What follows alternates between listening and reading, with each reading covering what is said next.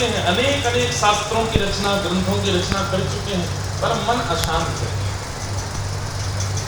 मन संतुष्ट नहीं है, अपनी कृति से तृप्त नहीं है। क्यों? क्योंकि इच्छा जो है ना कि मानव कल्याण, उन्हें अभी लगता है कि मैंने जो लिखा है उससे अभी परिपूर्ण रूप से मानव कल्याण नहीं होगा। तब श्री नारद जी का आगमन हुआ और नारद जी ने उन्हें समझाया कि जब तक आप प्रेम प्रधान ग्रंथ को नहीं रचेंगे, जहां पर प्रेम प्रकट हो, सुनने वाले, कहने वाले सबके चित्त में प्रेम प्रकट ना हो, तब तक आप यही मानिए कि आप असंतुष्टि का ही अनुभव करेंगे।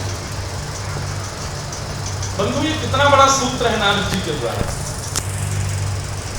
चाहे आप किसी भी काम में हो, किसी भी जॉब में हो, किसी भी व्यापार में हो, किसी भी संबंध में हो, किसी भी क्रिया में हो, संतुष्टि का अनुभव प्रेम से होता है।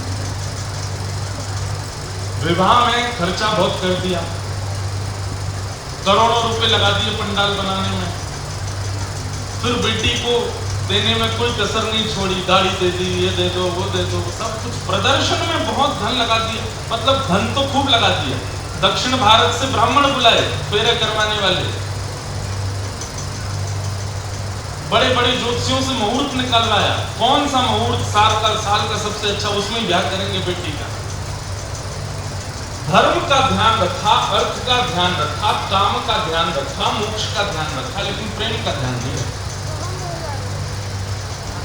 आपने चाहे जितने शुभ मुहूर्त में ब्याह किया हो, चाहे आप ही अच्छा भोजन बनावे, उसमें गरम मसाला भी डाल दो, उसमें सांभर मसाला भी डाल दो, उसमें पाव भाजी मसाला भी डाल दो, उसमें हींग भी डाल दो, नींबू भी डाल दो, नमक भी डाल दो, सब कुछ डाल दो, पर प्रेम मत डालो।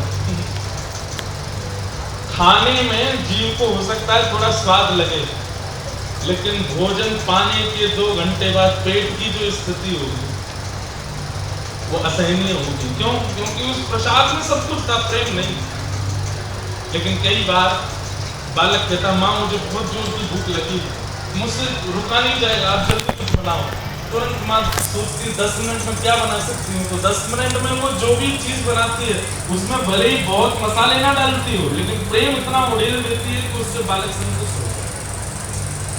आपकी कोई भी क्रिया हो, उसमें विधि महत्वपूर्ण है, विधान महत्वपूर्ण है, नियम महत्वपूर्ण है, पर